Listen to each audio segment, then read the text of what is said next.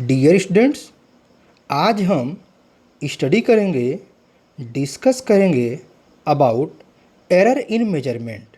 तो देखा जाए क्या होता है error. The uncertainty in measurement is technically called an error. Error is always expressed in percentage. यानी सिंपली यहाँ जो स्टेटमेंट दिया जा रहा है, ये डिफिनीसन है, ये क्या कह रहा है? ये कह रहा है कि जो हमारे पास मेजरमेंट है, मेजरमेंट में जो अनसर्टेनिटी मिलती है, सिंपली वही अनसर्टेनिटी क्या कहलाती है? यह कहलाता है एरर। अब अनसर्टेनिटी क्या है, इसे जरा हम एक एग्जाम्पल से समझते हैं। कंसिडर कर लें कि हमारे पास कोई एक पेन हो। हम मान लेते हैं हमारे पास एक पेन है, ठीक ना, जिसकी लेंथ ये दिख रही है। ये पेन का हमें लेंथ एग्जैक्ट हमको नहीं पता है। यानी जैसे कोई भी पेन कंपनी है, वह उस पेन पर ये थोड़ी लिखा रहता है कि पेन की लेंथ क्या है। अब क्या करना है, इसका हमें कंसिडर कर लेते हैं, हमको लेंथ मेजर करना है। क्या करना है? इस पेन का लेंथ मेजर करना है। तो हम कंसिडर कर लेते हैं, यहाँ पर 5 स्टूडेंट को हम सेलेक्ट कर लेते हैं, ठीक ना। क्लास के 5 स्टूडेंट को हम सिलेक्ट कर लेते हैं। इस पेन को दे देते हैं और एक मीटर स्केल दे देते हैं। अब क्या करते हैं, इस पेन का लेंथ मेजर कर रहे हैं 5 स्टूडेंट 1 बाई 1। तो 5 स्टूडेंट्स 1 बाई 1 इस पेन का लेंथ मेजर कर रहे हैं। ठीक, हम मान लेते हैं, हम कंसिडर कर लेते हैं कि जो पेन की लेंथ है वो क्या है, 10 सेंटीमीटर है। हम कंसिडर कर ले रहे हैं, ये स्टैंडर्ड वैल्यू हमको पता है, हमने मेजर करके जान लिया। ठीक, हमने क्या ऑलरेडी मेजर करके इस पेन का लेंथ को मान लिया है, ये जान चुके हैं कि 10 सेंटीमीटर है। अब हमें जानना है कि स्टूडेंट जो मेजर कर रहे हैं वो क्या वैल्यू मेजर कर रहे हैं। तो हम ये देखेंगे कि जो पेन की लेंथ है, कुछ स्टूडेंट क्या करेंगे, इसको 9.8 सेंटीमीटर मेजर करेंगे। हम देखेंगे कुछ स्टूडेंट इसे 9.9 सेंटीमीटर मेजर करेंगे। तो कुछ इसको 10.0 सेंटीमीटर मेजर करेंगे। तो कुछ इसको 10.1 सेंटीमीटर मेजर करेंगे और कुछ इसको 10.2 सेंटीमीटर भी मेजर कर सकते हैं। यानी क्या दिख रहा है, यहाँ पर जो नंबर ऑफ स्टूडेंट के द्वारा मेजरमेंट किया जा रहा है, नंबर ऑफ स्टूडेंट के द्वारा जो मेजरमेंट किया जा रहा है वो वैल्यू डिफरेंट मिल रहा है। कोई स्टूडेंट क्या कर रहा है, 9.8 मेजर कर रहा है, तो कोई 9.9 मेजर कर रहा है, कोई 10.0 मेजर कर रहा है, कोई 10.1 कर रहा है, कोई 10.2 मेजर कर रहा है। हमने 5 स्टूडेंट लिया था और 5 रीडिंग मान लेते हैं ये मेजर करता है। ऐसा लग रहा होगा कि हम ऐसा कैसे कह सकते हैं, जब पेन की लेंथ 10 सेंटीमीटर थी तो कैसे कोई स्टूडेंट 9.8 मेजर कर लेगा, कैसे कोई 10.2 मेजर कर लेगा। ठीक, तो इस एक्सपेरिमेंट को करने के लिए सभी स्टूडेंट अपने घर पे परफॉर्म कर सकते हैं। कोई ऑब्जेक्ट लें, उसकी लेंथ को घर के 5 सदस्यों को, 5 मेंबर्स को अपने पास बुलाएं और उनसे सभी को लेंथ मेजर करने के लिए कहें। अब लग रहा होगा कि ऐसा कैसे हो सकता है कि इस अलग अलग मेजर किया जाएगा। तो ये सभी लोग देखेंगे एक्चुअल में क्या होती है, यहाँ पर मेजरमेंट में कुछ अनसर्टेनिटी मिल जाती है, कुछ हमारे द्वारा मिस्टेक कर दिया जाता है। ऐसा नेसेसरी नहीं है कि सभी फैमिली मेम्बर ऐसा ही कहेंगे। ऐसा भी हो सकता है कि सभी लोग 10.1 ही मेजर कर रहे हों, या सभी लोग 9.9 ही मेजर कर रहे हैं, या सभी लोग 10.0 ही मेजर कर रहे हैं। ऐसा नेसेसरी नहीं है। ये जो हम डिफरेंट वैल्यू दिखा रहे हैं वो डिफरेंट वैल्यू ही सभी लोग मेजर करेंगे। ऐसा होता है, नॉर्मली ऐसा देखा जाता है कि जब मेजरमेंट होता है, नंबर ऑफ ऑब्जर्वर्स जो होते हैं, एक ही एक्सपेरिमेंट को नंबर ऑफ ऑब्जर्वर्स जो होते हैं, नंबर ऑफ एक्सपेरिमेंटर जो होते हैं, ठीक है, नंबर ऑफ स्टूडेंट जो होते हैं, वो डिफरेंट वैल्यू को मेजर करते हैं। ठीक, ये जो अनसर्टेनिटी मिलती है, सिंपली इसी अनसर्टेनिटी को हम क्या कहते हैं, एरर कहते हैं। यही अनसर्टेनिटी क्या कहलाता है, यही अनसर्टेनिटी एरर कहला जाता है। या इसको हम दूसरे डिफिनीशन से भी और क्लियर समझ सकते हैं। ये सेकंड डिफिनीशन क्या कह रहा है कि the difference between the true value and the observed value is called an error. जैसे मैंने कहा कि हमारे पास जो पेन था उसका जो एग्जैक्ट वैल्यू थी 10.0 सेंटीमीटर था और हमने कंसिडर कर एक स्टूडेंट ने क्या 10.1 सेंटीमीटर मेजर किया। तो इन दोनों के बीच में जो डिफरेंस मिला 0.1 सेंटीमीटर का, this difference is known as क्या यही डिफरेंस जो है यही एरर कहलाएगा। यही तो अनसर्टेनिटी है इन दोनों के मेजरमेंट में हमें जो मिला ये क्या है, यह अनसर्टेनिटी है। और this uncertainty is known as, simply इसे हम फिजिक्स लैंग्वेज में कहें या टेक्निकली कहें तो ये क्या कहलाता है, यही कहलाता है एरर। सिंपली एरर को हम क्या करते हैं, परसेंटेज में एक्सप्रेस करते हैं। जैसे 0.1% है, 2% है, 5% है, 10% है, 100% है, 50% है, ठीक ना, कुछ भी हो सकता है। तो ये परसेंटेज में एक्सप्रेस किए जाते हैं। In the measurement taken during an experiment in the laboratory, two types of errors are present, error of observation and error present in the instrument. यानी क्या है, हमारे पास जो ऑब्जर्वेशन लिए जाते हैं किसी एक्सपेरिमेंट में, तो वहाँ पर हमको टू टाइप्स के एरर मिल जाते हैं। वहाँ पर क्या होता है, टू टाइप्स के एरर मिल जाता है नॉर्मली। पहला जो होता है हमें क्या होता है, वहाँ पर जो हम एक्सपेरिमेंट कर रहे होते हैं तो जो एरर हमको मिलता है, ठीक ना, क्या होता है, नॉर्मली होता है एरर हमें मिलता पर्सनली, यानी जो प्रेजेंट होता है, यानी जो पर्सन है हमारे पास, क्या है, क्या है यहाँ पर ऑब्जर्वर जो है, जो ऑब्जर्वर है जो रीडिंग ले रहा है, यानी ऑब्जर्वर कहें या स्टूडेंट कहें, ये जो रीडिंग ले रहा है ये क्या करता है, इसके द्वारा क्या होता है, कुछ मिस्टेक्स अगर होते हैं, यानी वह केयरफुली रीडिंग नहीं ले रहा है या कैलिब्रेशन सही नहीं किया है, एक्सपेरिमेंट का सेटअप सही नहीं किया है। अगर कैलिब्रेशन सही नहीं किया है, सेटअप नहीं सही किया है, ठीक ना, और अगर केयरफुली रीडिंग नहीं ले रहा है तो वहाँ पर उसके द्वारा क्या हो जाएगा, वहाँ पर जो रीडिंग आएगा, जो मेजर्ड वैल्यू आएंगे उसमें कुछ डिफरेंसेज मिल जाएंगे, कुछ एरर मिल जाएंगे। वही हमारे पास क्या है, सिंपली हमारे पास ये हो जाता है। एंड सेकंड हो जाता है इंस्ट्रूमेंटल, जैसे कुछ इंस्ट्रूमेंट में ही कुछ इनिशियली एक्सपेरिमेंट को परफॉर्म करने से पहले ही उस इंस्ट्रूमेंट में ही कुछ एरर रहे हों। जब उस एक्सपेरिमेंट में ही कुछ एरर रहे होंगे तो फिर क्या होगा, वहाँ पर कुछ न कुछ एरर हमको जरूर मिल जाएगा। यानी सिंपली हमको टू टाइप्स के एरर मिल जाते हैं। कहाँ पर, एक्सपेरिमेंट में, ड्यूरिंग एक्सपेरिमेंट हमको टू टाइप्स के एरर मिल जाते हैं। No measurement is perfectly accurate whatever precise the instrument may be and whatever precisely the observation is taken। यानी क्या कर रहा है, no measurement is perfectly accurate, यानी कोई मेजरमेंट परफेक्टली एक्यूरेट नहीं होते हैं। जैसे हमने कहा कि 5 मेंबर्स अगर हैं फैमिली मेंबर और वो क्या कर रहे हैं, किसी एक ही पेन का लेंथ को मेजर कर रहे हैं, वो डिफरेंट मेजर करते हैं, क्योंकि हमें जो रीडिंग लेना है, कोई रीडिंग में लेते वक्त जो क्या सिंपली मिस्टेक्स कर जाते हैं, जो हमारे तरफ मिस्टेक्स हो जाते हैं, यानी मिस्टेक हो जाने की वजह से क्या हो, वहाँ पर एक्यूरेसी डिक्रीज कर जाती है। ये भी कहा गया है कि हमारा जो इंस्ट्रूमेंट है चाहे कितना भी प्रिसाइज क्यों ना हो, कितना भी प्रिसाइज क्यों ना हो, और ऑब्जर्वेशन कितना भी केयरफुली, कितना भी प्रिसाइजली ऑब्जर्वेशन क्यों ना लिया गया हो, एरर आ ही जाता है। कोई भी एक्सपेरिमेंट कर रहा हो, एक ही व्यक्ति क्या कर रहा है, जैसे हम देखते हैं, कंसिडर कर लें यहाँ पर सिंपल पेंडुलम के एक्सपेरिमेंट को, सिंपल पेंडुलम के एक्सपेरिमेंट को एक स्टूडेंट है, ठीक ना, उसने इस बॉब को मूव कराया और उसने क्या किया, 25 ऑसिलेशन का टाइम पीरियड मेजर कर लिया। ठीक, एक बार मूव करा के फिर अगेन किया, फिर उसने इस एक्सपेरिमेंट को रिपीट किया और अगेन क्या किया, 25 ऑसिलेशन लिया और यहाँ पर जो टाइम मिला था T1 मान लिया, यहाँ पर जो टाइम मिला था T2 मान लिया। वो देखेगा कि दोनों के टाइम में चाहे वो माइनर चेंजिंग ही क्यों ना आया हो, वह चाहे मिली सेकेंड में ही, यानी हमारे पास वैसे लिस्ट जो स्टॉप वॉच होते हैं वो 0.5 सेकेंड के होते हैं, ठीक ना, तो 0.5 के टर्म में आएगा। इतना भी चाहे चेंजिंग क्यों ना आए, लेकिन टाइम पीरियड में चेंजिंग आ जाती है। तो क्या इंस्ट्रूमेंट में कोई चेंजिंग किया गया? नहीं, इंस्ट्रूमेंट तो वही था, इंस्ट्रूमेंट जो था वह वही था इंस्ट्रूमेंट। ये हमारे पास सिंपल पेंडुलम ही था और पोजीशन भी वही थी, ग्रेविटी वैल्यू भी सेम थी, यानी एक्सलेशन ड्यू टू ग्रेविटी भी सेम है, ये थ्रेड का लेंथ भी सेम है, बॉब भी सेम है, ये हमारे पास जो रिजिड बॉडी से सपोर्ट से हैंग्ड है ये भी सेम है और प्लेस भी सेम है, यानी कुछ भी चेंजिंग नहीं हुआ, लेकिन रीडिंग में चेंजिंग आ गया।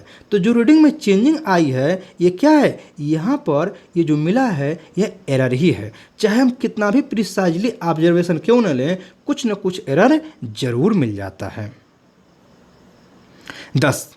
Every measurement is approximate due to an errors in measurement, यानी क्या कह सकते हैं, जितने भी हमारे पास रीडिंग्स होते हैं, जो भी हम एक्सपेरिमेंट में डेटा कलेक्ट करते हैं, रीडिंग्स को लेते हैं, वह एक प्रकार से देखा जाए अप्रॉक्सीमेट वैल्यू होती है, वह एग्जैक्ट वैल्यू नहीं होती है, क्योंकि कुछ न कुछ एरर जरूर मिल जाता है। ठीक, in general the errors in measurement can be broadly classified as, यानी सिंपली क्या है, जो हम यहाँ स्टडी करते हैं, यहाँ पर हम एरर को सिंपली 2 टाइप्स में क्लासीफाई कर रखे हैं। First systematic error and second random error. तो देखा जाए कि सिस्टमैटिक एरर्स और रैंडम एरर्स क्या होते हैं। तो पहले हम सिस्टमैटिक एरर के बारे में स्टडी करेंगे। Systematic errors occur constantly in experiment repeated under identical conditions, यानी सिंपली क्या कह रहा है, जैसे हमने अभी लिया है सिंपल पेंडुलम का एग्जाम्पल, हमने क्या किया, सिंपल पेंडुलम का एग्जाम्पल लिया है और कहा है एक ही स्टूडेंट, एक ही ऑब्जर्वर सेम इंस्ट्रूमेंट से number of times data collect करता है, ऑब्जर्वेशंस लेता है, तो क्या पाता है, वह पाता है कि जो डेटा कलेक्ट किया गया है, जो ऑब्जर्वेशंस हैं, इसमें कुछ न कुछ चेंजिंग आ रही है। जो हमने रीडिंग लिया है उस रीडिंग में कुछ न कुछ चेंजिंग आ रही है, यानी क्या कहा, आइडेंटिकल कंडीशन में हमने सेम एक्सपेरिमेंट को परफॉर्म किया है, नंबर ऑफ टाइम्स रिपीट किया, तो वहाँ पर जो चेंजिंग आती है, रिजल्ट जो आता है, वहाँ जो एरर मिलता है, सिंपली इस टाइप के एरर जो होते हैं, क्या होते हैं, वह सिस्टमैटिक एरर कहलाते हैं। ये क्या कहलाते हैं, सिस्टमैटिक एरर कहलाते हैं। These errors come into existence by virtue of definite rule. ये क्या है, वर्चू ऑफ डिफिनिट रूल, यानी क्या होता है, कुछ पर्टिकुलर रूल्स होते हैं, डिफिनिट रूल्स होते हैं, उसी के थ्रू ये एराइज होते हैं। Therefore once the rule which governs these errors is identified, the errors can be eradicated by applying proper corrections to the result obtained. यानी क्या कर सकते हैं, अगर हम देखा जाए रीडिंग को क्या करें, केयरफुली लेते हैं, क्या करते हैं, रीडिंग केयरफुली लेते हैं और उस एरर को आइडेंटिफाई कर लें, कहाँ पर एरर आ रहा है, तो हम क्या कर सकते हैं, उसको करेक्शन करके हम बहुत ही ज़्यादा एक्यूरेट वैल्यू के करीब पा सकते हैं। रीडिंग को हम क्या कर सकते हैं, very close to the accurate value, exact value पा सकते हैं, यानी उसमें अप्लाइंग करेक्शंस को अप्लाई करके हम रिजल्ट जो पाएंगे वह very close to the exact value reading पाया जा सकता है। यानी क्या करना है हमको, हमें यहाँ पर चेक करना है ऑपरेटर्स का कैलिब्रेशन प्रॉपर हुआ या नहीं, जो रीडिंग हम ले रहे हैं वह इंस्ट्रूमेंट प्रॉपर रूप से सेटअप है कि नहीं, यानी इंस्ट्रूमेंट को प्रॉपर सेटअप करना है, कैलिब्रेशन करना है और ऑब्जर्वेशन केयरफुली लेना है। इस प्रकार क्या कर सकते हैं, हम सिस्टमैटिक एरर को रिमूव कर सकते हैं। The systematic errors are those errors that tend to be in one direction, either positive or negative. यानी क्या होते हैं, जो एरर्स होते हैं, कैसे एरर, सिस्टमैटिक एरर्स। जो सिस्टमैटिक एरर्स होते हैं यह वन डायरेक्शनल होते हैं, या तो पॉजिटिव होंगे या तो नेगेटिव होंगे, ठीक ना, यानी ये वन डायरेक्शनल हो जाते हैं। The cause of systematic errors is always known to us, यानी क्या है, जो रीजन होते हैं, जो सिस्टमैटिक एरर्स होते हैं, इनका रीजन हमको पता होता है, रीजन हमको पता होता है। जैसे हमने क्या कहा कि हमें रीडिंग को लेते वक्त क्या होना चाहिए, केयरफुल होना चाहिए, कैलिब्रेशन प्रॉपर होना चाहिए, सेटअप प्रॉपर होना चाहिए। यानी हमको पता है कि सिस्टमैटिक एरर यहीं से आते हैं। अगर हम क्या करते हैं, कैलिब्रेशन प्रॉपर कर देते हैं, सेटअप प्रॉपर कर देते हैं और हमें रीडिंग को या डेटा कलेक्ट करते वक्त, रीडिंग लेते वक्त केयरफुल रहें, तो हम क्या कर सकते हैं, सिस्टमैटिक एरर को मिनिमाइज कर सकते हैं, रिमूव कर सकते हैं, ठीक है, ये हमारे पास रिमूव किया जा सकता है। Therefore such errors can be eliminated or minimised by resolving those causes, यानी हम उन काज को हटा करके, उस काज को हम जान करके एरर को रिमूव या एलिमिनेट कर सकते हैं। Some of the sources of systematic errors are, यानी क्या है, सिस्टमैटिक एरर्स के क्या क्या सोर्स हैं, उन कुछ सोर्स के बारे में देखा जाए, स्टडी किया जाए कि वो सोर्स क्या क्या हैं। तो देखा जाए पहला क्या कह रहा है, हमारे पास आता है पहला नंबर पर इंस्ट्रूमेंटल एरर। सेकंड क्या आता है, imperfection in the experimental technique और प्रोसीजर, यानी इसे सिंपली हम ये एरर ड्यू टू इम्परफेक्शन के नाम से भी जानते हैं। इसे simply imperfection in experimental technique और प्रोसीजर कहते हैं, या एरर ड्यू टू इम्परफेक्शन के नाम से भी जानते हैं। थर्ड नंबर पर क्या आ रहा है, personal error. And fourth number पर external circumstances. And fifth number पर आ रहा है ग्रास एरर। तो देखा जाए वन बाय वन यह एरर्स क्या हैं, तो इसके बारे में देखा जाए। Number one, instrumental error. हम क्या करते हैं, पहले हम नंबर पर इंस्ट्रूमेंटल एरर को स्टडी करते हैं, डिस्कस करते हैं। देखा जाए, instrumental errors that arise from the errors due to imperfect design or calibration of the measuring instrument, zero error in the instrument ETC। यानी हमारे पास क्या होता है, जो इंस्ट्रूमेंटल एरर होता है ये ड्यू टू क्या है, इम्प्रॉपर कैलिब्रेशंस। इम्प्रॉपर कैलिब्रेशंस जो होते हैं या डिजाइन जो होते हैं, यानी जो इंस्ट्रूमेंट डिजाइन किया गया है या उसमें कैलिब्रेशन किया गया है, अगर वो प्रॉपर नहीं है, इम्प्रॉपर है, तो हमें रीडिंग में जो भी डेटा मिलेगा, हम जो रीडिंग लेंगे उससे जो डेटा मिलेगा, चाहे कितना भी केयरफुली क्यों नहीं रीडिंग लिया गया हो, लेकिन वह हमें क्या मिलेगा, ऑलवेज उसमें कुछ एरर मिल ही जाएंगे। क्योंकि वह हमारे पास एरर जो है, वो हमारे पास जो वहाँ पर स्केल लगे हैं या जो इंस्ट्रूमेंट है वो डेटा ही गलत दे रहा है। जब वो रीडिंग ही गलत तरीके से दे रहा होगा तो हम चाहे कितना भी प्रॉपर वे में रीडिंग क्यों नहीं ले रहे होंगे, लेकिन हमको वहाँ पर कुछ ना कुछ एरर जरूर मिल जाएगा। ठीक, जैसे हम क्या कर रहे हैं, एग्जाम्पल के तौर पर ले लेते हैं क्या, zero error in the instrument, जैसे vernier callipers, screw gauge, spherometer, या सिंपली मीटर स्केल में ही देख लें, जो इनकी रीडिंग कैलिब्रेशंस होते हैं। यहाँ मीटर स्केल में देखेंगे सभी लोग, घर पे सभी लोग मीटर स्केल को देखेंगे,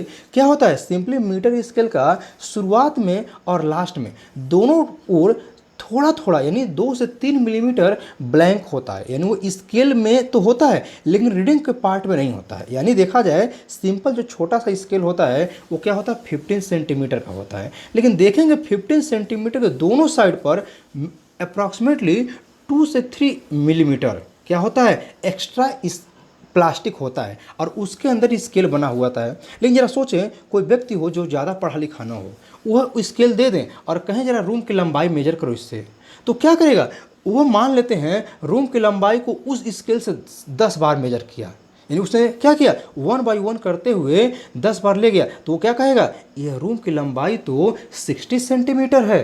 या कोई ऑब्जेक्ट हो वो कहेगा इसकी लंबाई तो 60 सेंटीमीटर है, लेकिन क्या वो 60 सेंटीमीटर होगा, नहीं, उसकी लेंथ मोर देन 60 सेंटीमीटर होगा। क्यों, क्योंकि दोनों साइड जो एक्सेस थे, जो रीडिंग से एक्सेस होते हैं, वह तो नहीं जानता था, उसने 1 बाय 1 करके लेके चला गया।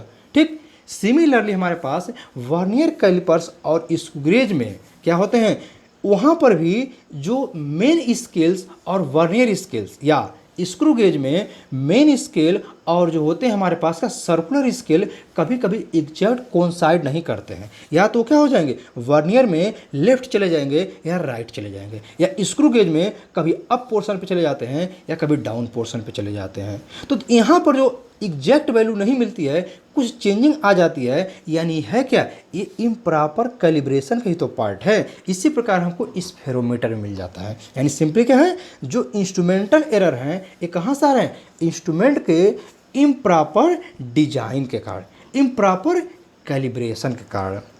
It should be noted here that sometimes wrong choice specification of an instrument becomes the cause of an error in a measurement। यानी क्या होते हैं, कुछ टाइम ऐसा भी होता है, हम क्या करते हैं, जो चॉइस करते हैं, जो इंस्ट्रूमेंट को हमको यूज करना है, हम इंस्ट्रूमेंट को क्या यूज करना है और कोई और इंस्ट्रूमेंट का यूज करके हम मेजरमेंट करने लगते हैं, तो क्या होता है, वहाँ पर भी हमको एरर मिलने के चांसेस बहुत ज़्यादा बढ़ जाए। जैसे हमने कहा कि रूम की लंबाई मेजर करना हो और हम 15 सेंटीमीटर के स्केल का यूज करके रूम की लंबाई मेजर करें, बहुत ही ज़्यादा हमें यहाँ पर अनसर्टेनिटी मिलेगा।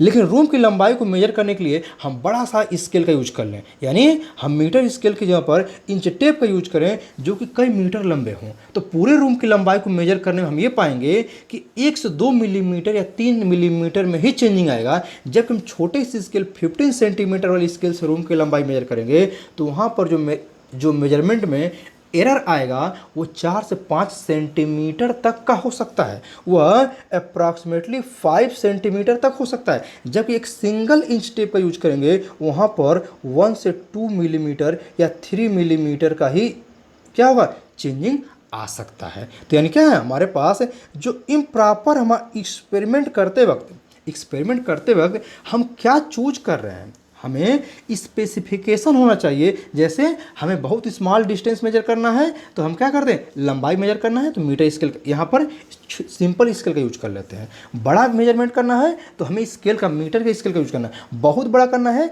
इंच टेप का यूज करना है। और बहुत बड़ा यूज करना है तो हमें बड़े से बड़े मीटर, यानी जैसे उसमें क्या हो, कम से कम 500 मीटर का स्केल हो। जैसे हम रोड की लंबाई मेजर करनी हो, तो रोड की लंबाई मेजर करनी हो तो हमें क्या करें, हम 500 मीटर 1 किलोमीटर लंबे इंच टेप का यूज करते हैं, स्केल का यूज करते हैं, तो हमें वहाँ पर मेजरमेंट में जो अनसर्टेनिटी मिलने वाली है वो वैल्यू बहुत कम हो जाएगी।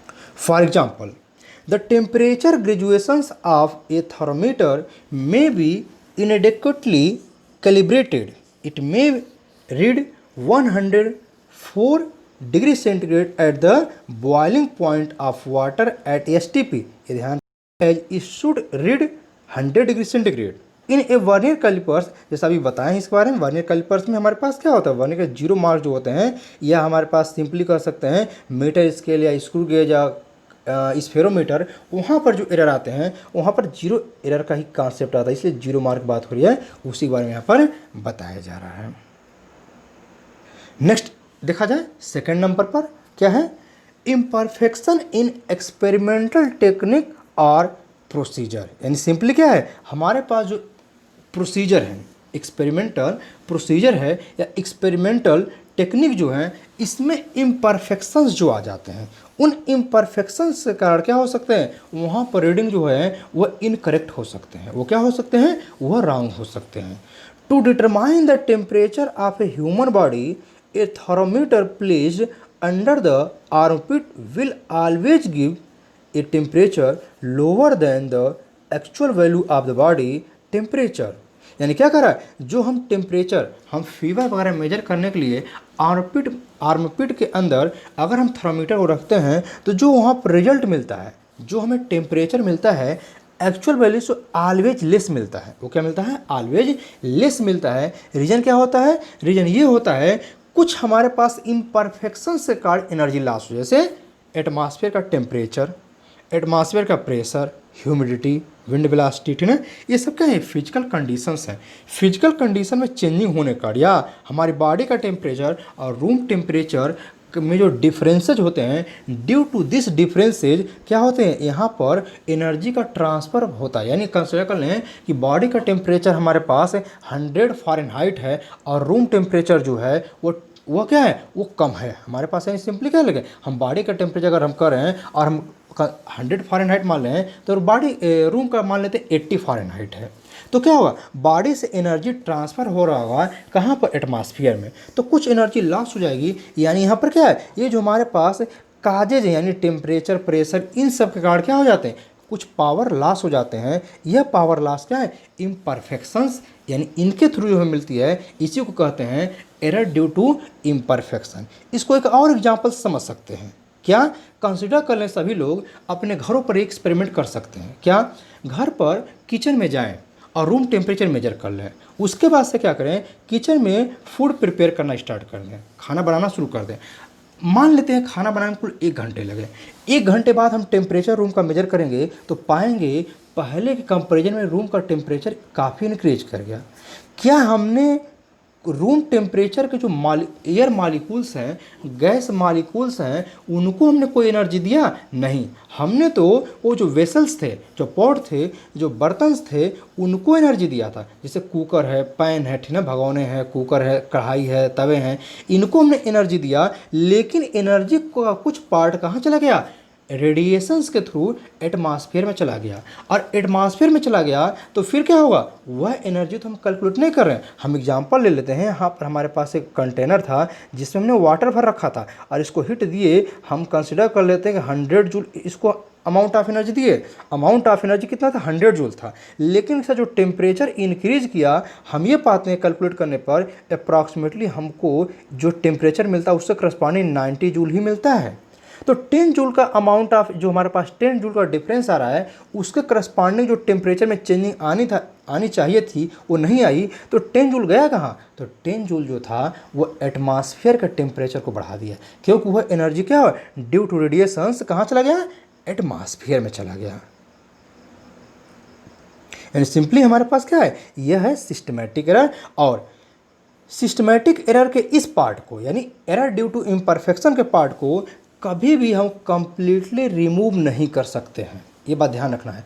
इसे हम कंप्लीटली कभी ये हम चाहे कितना भी अच्छा इंसुलेटर का यूज क्यों ना कर लें, लेकिन कभी ऐसा नहीं किया जा सकता है कि हम इस इम्परफेक्शंस को परमानेंटली रिमूव कर सकते हैं, ऐसा पॉसिबिलिटी नहीं है।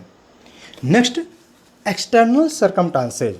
एक्सटर्नल सर्कमस्टांसेज जो हैं, देखा जाए क्या कर रहा है, तो सिंपली एक्सटर्नल सर्कमस्टांसेज जो हैं ये है क्या, वही temperature, pressure, humidity, wind velocity, ठीक ना, ये सब क्या है, ये है external circumstances. The change in the external condition such as in temperature, pressure, humidity, wind velocity etc during the experiment may cause systematic errors in measurement.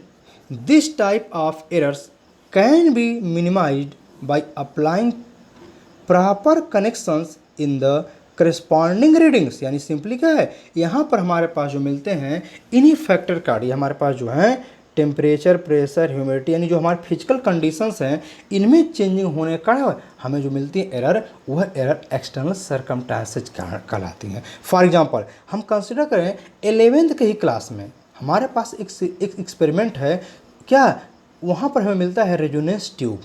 Resonance tube में experiment जब करते हैं अप्रॉक्सीमेटली हाफ आवर लग जाते हैं, आधे घंटे तो लग ही जाते हैं, उससे ज़्यादा भी लग सकता है। अगर हम प्रॉपर वे में नहीं प्रैक्टिस कर रहे हैं तो आधे घंटे ज़्यादा भी लग सकता है। हम कंसिडर कर लेते हैं 10 o'clock पर हमने क्या किया, रीडिंग को स्टार्ट किया, एक्सपेरिमेंट को स्टार्ट किया, ठीक ना, सुबह के 10 बजे। लेकिन क्या है, जब रीडिंग हम पहला रीडिंग लिए 10 o'clock पर, हम मान लेते हैं उस वक्त टेम्परेचर क्या रहा होगा, 25 डिग्री सेंटीग्रेड। लेकिन हमें रीडिंग लेते लेते कहाँ चला गया टाइम, वो 10:30 पहुँच गए, हम 10:30 AM पर चले गए, यानी हाफ आवर हम मान लेते हैं। तो क्या टेम्परेचर वो 25 डिग्री सेंटीग्रेड ही होगा, नहीं, वो इंक्रीज करके अप्रॉक्सीमेटली 30 डिग्री सेंटीग्रेड या 28 डिग्री सेंटीग्रेड या 29 डिग्री सेंटीग्रेड पहुंच चुका होगा। ठीक, तो यहाँ पर जब रीडिंग ये लिया जाता है तो क्या होता है, वहाँ पर कैलकुलेशन हमें रूम टेम्परेचर का टर्म का यूज करना होता है। तो क्या हुआ, जब स्टूडेंट एक्सपेरिमेंट करना स्टार्ट किया था उस वक्त टेम्परेचर मेजर कर लिया था 25 डिग्री सेंटीग्रेड पे। लेकिन क्या हुआ, वो इनिशियल रीडिंग तो 25 डिग्री पर आया था, लेकिन फाइनल रीडिंग जो थे वो क्या थे, वो 25 पर नहीं थे, वो मोर देन 25 डिग्री सेंटीग्रेड पर थे। तो यहाँ पर जो हमको एरर मिलेंगे वो क्या मिलेंगे, ये तो एक्सटर्नल सर्कमस्टांसेस ये तो हैं, ये तो हमारे पास ना पर्सनल है और ना ही हमारे पास इम्परफेक्शन है और ना ही इंस्ट्रूमेंटल है।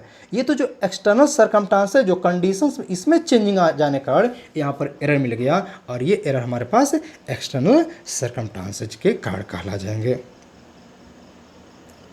Next, personal error. तो देखा जाए क्या होता है पर्सनल एरर। जैसा कि इसका नाम ही है पर्सनल, यानी यह ऑब्जर्वर के द्वारा, एक्सपेरिमेंटर के द्वारा, जो स्टूडेंट है एक्सपेरिमेंट कर रहा है, जो रीडिंग को ले रहा है, उसके द्वारा यह क्या होते हैं, एरर आते हैं। सिंपली ये पर्सनल एरर ही यानी पर्सन के द्वारा है। क्या कह रहा है, personal errors that arise due to an individual bias, lack of proper setting of the apparatus or individual carelessness in taking observations without observing proper precautions etc। यानी वही तो कर रहे हैं, यानी हम केयरलेस हो जाएं, हम प्रॉपर कैलिब्रेशन ना कर रखें, यानी हम क्या है यहाँ पर रीडिंग लेने में हम क्या करें, हम यहाँ पर केयरफुली न रहें, केयरलेस हो जाएं या इंडिविजुअल वॉइस हो जाती है। यानी हम जो क्या है सेटिंग में हमारे पास है जो वॉइसिंग होती है, यानी हम क्या रीडिंग लेते वक्त मीटर स्केल की रीडिंग को पढ़ते वक्त हम तिरछा खड़े पढ़ें, ठीक ना। जब तिरछे खड़े होकर पढ़ेंगे तो उसमें कुछ ना कुछ चेंजिंग जरूर आएगी, ठीक ना। तो इस प्रकार के क्या कहलाते हैं, पर्सनल एरर कहला जाते हैं। For example, if you by habit always hold your head a bit too far to the right while reading the positions of a needle on the scale, यानी क्या है, कुछ लोग जब रीडिंग ले रहे होते हैं तो खड़े रहते हैं तो अपने सर को थोड़ा सा झुका लेते हैं, राइट साइड या लेफ्ट साइड, यानी थोड़ा सा सर को लेफ्ट या राइट में झुका के ही रीडिंग लेते हैं। तो क्या होगा, इस कंडीशंस में कुछ ना कुछ चेंजिंग जरूर मिलेगी, क्योंकि हमें रीडिंग जो लेना है वो तो एग्जैक्ट सामने से लेंगे, एकदम फ्रंट टू फ्रंट रीडिंग लेंगे तब में एग्जैक्ट आएगा। अगर हम थोड़ा सा अपने हेड को टर्न कर रखे होंगे लेफ्ट या राइट में तो वहाँ पर कुछ ना कुछ चेंजिंग जरूर आ जाएगा, यानी इस प्रकार का जो रीडिंग मिलेगा। और नॉर्मल पैरालॉक्स जो हम स्टडी करते हैं, ठीक ना, ये हमारे पास लेंस का जब एक्सपेरिमेंट किया जाता है, ठीक ना, जैसे हमारे पास नंबर ऑफ लेंस के एक्सपेरिमेंट होते हैं वहाँ पैरालॉक्स को देखना बहुत जरूरी होता है, ठीक ना। वहाँ पर इसका बहुत ज़्यादा एडवांटेज है, अगर हम इसका ध्यान नहीं रखेंगे तो वहाँ पर एरर मिलने के चांसेस बहुत ज़्यादा हो जाते हैं। नेक्स्ट आता है ग्रॉस एरर। तो ग्रॉस एरर क्या है देखा जाए। Gross errors are the errors introduced due to casual approach of the experimenter, such as improper adjustment of the experimental setup in observation part and computational mistakes etc. In deduction part, moreover, these errors can be avoided by carefully working, यानी simply जो gross error होता है ये computational mistakes यानी calculations वगैरह में जो mistakes होते हैं, ठीक ना, या इसमें जो चेंजिंग आती है उसमें हमें एरर मिलने के सबसे चांसेस, या हमें यहाँ पर जो होता है इम्प्रॉपर एडजस्टमेंट जो होते हैं, हमारे पास एक्सपेरिमेंटल के जो सेटअप होते हैं इम्प्रॉपर होने के कारण भी जो रीडिंग आ जाते हैं, जो एरर आ जाते हैं वो स्टेप बाय स्टेप एरर क्या होता है ऐड होते रहता है और रिजल्ट में क्या ग्रॉस बन के आ जाता है, नहीं हमारा ग्रॉस मतलब क्या टोटल हो जाता है। ठीक, ये दूसरे स्टेप में समझ सकते हैं इसको, क्या हम यहाँ पर जो मिस्टेक्स करते हैं कंप्यूटेशनल मिस्टेक करते हैं कैलकुलेशंस में उसके कारण भी आता है। फॉर एग्जांपल देखा जाए, हम कंसिडर कर लेते हैं यहाँ पर 100 है, इसको हम 3 से डिवाइड कर रहे हैं, वैल्यू क्या आएगी, तो वैल्यू आएगी 33.33 अप टू n, यानी इनफाइनाइट तक 3.333 आएगा, ठीक है, 33.33 आएगा। लेकिन हम राउंड ऑफ कर देते हैं, हम जब एक्सपेरिमेंट कर रहे होते हैं कैलकुलेशन कर रहे होते हैं हम इतना ही पर राउंड ऑफ करके रीडिंग ले लेते हैं, या इसे कुछ एक्सपेरिमेंट लोग क्या करते हैं इसे 33.3 ही करके छोड़ देते हैं।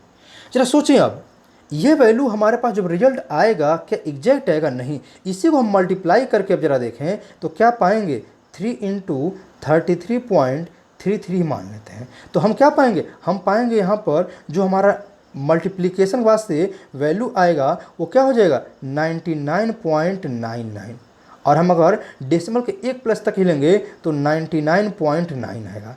तो यहाँ पर जो डिफरेंसेज मिल रहे हैं, अब जो डिफरेंसेज मिल रहे हैं ये वैल्यू तो 100 थी लेकिन हमने क्या देखा यह वैल्यू आ गई, तो ये आया कहाँ से, ये कंप्यूटेशनल मिस्टेक्स जो है कैलकुलेशन जो हम राउंड ऑफ कर देते हैं। कैलकुलेशन में जैसे हमने क्या देखा, हम अगर कंसीडर कर लें हमारा रीडिंग कोई है 2.57 आ गया तो हम राउंड ऑफ करके 2.6 लिख देते हैं। क्या ये दोनों एग्जैक्ट वैल्यू सेम है, नहीं सेम नहीं है, ठीक ना। तो ये हमारे पास सेम नहीं है तो फिर क्या हो जाता है हम राउंड ऑफ कर देते हैं, तो यहाँ पर जो चेंजिंग आ जाती है जो ये कहाँ आती है ये रिजल्ट में भी शो करता है। इस प्रकार के एरर जो होते हैं क्या होते हैं वो हो जाते हैं gross error. Next random errors. तो देखा जाए रैंडम एरर्स क्या होते हैं, अभी हम लोगों ने क्या किया सिस्टमैटिक एरर के बारे में पढ़ा, अब देखा जाए रैंडम एरर्स क्या होते हैं।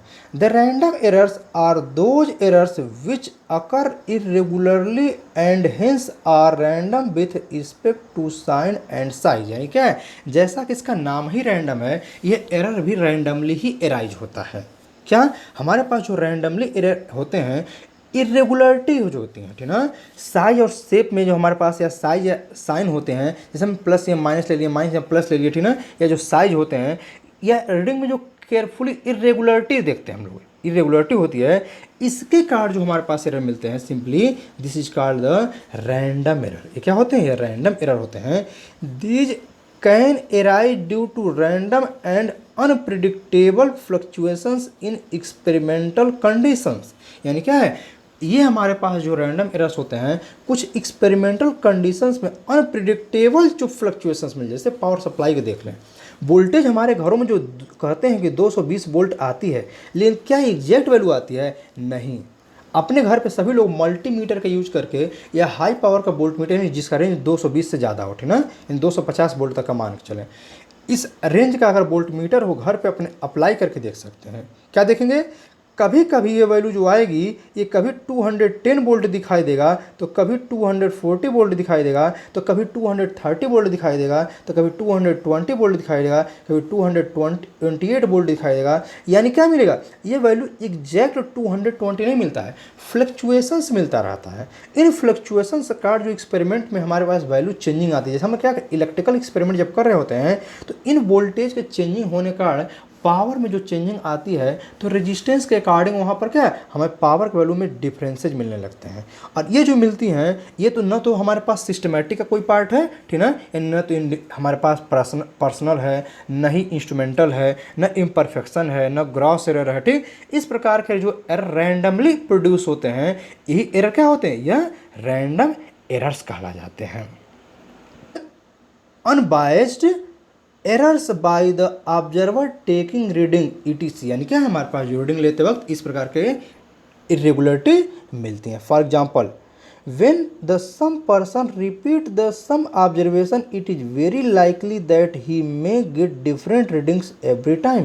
यानी क्या हुआ, जैसे हमने कहा कि हम वोल्ट मीटर का यूज करके जब क्या करते हैं पावर सप्लाई मेजर करते हैं तो डिफरेंट टाइम क्या रीडिंग मिलती है, डिफरेंट मिलती है। यानी यहाँ पर क्या है, ये जो इरेगुलरिटीज मिल रही है ये सिंपली किसका पार्ट है? यह है रैंडम एरर का।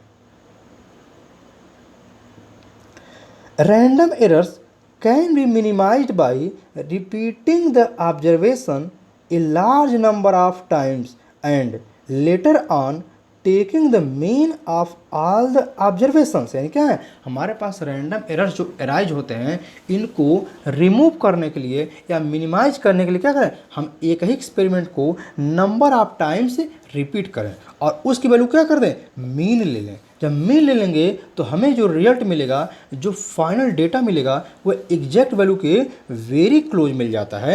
ऐसा एक्सपेरिमेंटली देखा जा चुका है। यानी रैंडम एरर को रिमूव करने का सबसे आसान तरीका यही है।